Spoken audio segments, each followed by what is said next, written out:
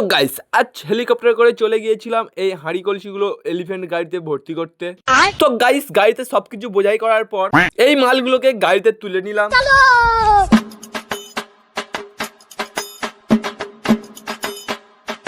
তারপর গাড়িটা ছেড়ে দিলাম। এই মালগুলো ঠান্ডা লাগছিল বলে ড্রাইভার এদেরকে রোদে দাঁড় করিয়ে দিল। তো গাইস যাওয়ার সময় আমি জীবনের প্রথম এত বড় সিগারেট দেখলাম, কিন্তু কে খাচ্ছিল সেটাই বুঝতে পারলাম না। তারপর গাইস অনেক অনেক অনেক বছর এলিফ্যান্ট গাড়ি সাওয়ারি করতে করতে এখানে চলে এসে গাড়িটা খালি করে দিলাম। আচ্ছা, তারপর প্লেয়ার গুলো রেডি হয়ে গেল। তারপর এদেরকে দিয়ে চেয়ার টেবিলের প্যান্ট জামাটা পরিয়ে নিলাম। আর গাইস গোপাল গিন্নিকে আমাদের কয়েকটা ছেলে মিলে কিডন্যাপ করে নিল ফটো তোলার জন্য। আবে আবে আমার বউ চুরি হয়ে গেছে গাইস। আর গাইস এখানে বসেছিল সমস্ত স্টল। আচ্ছা, আর গাইস আজ ছিল একটা অন্নপ্রাশন বাড়িতে ক্যাটারিং, সেই ক্যানিং তাল দিতে।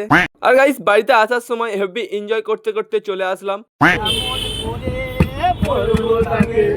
ভালোবাসি আমি তোমাকে,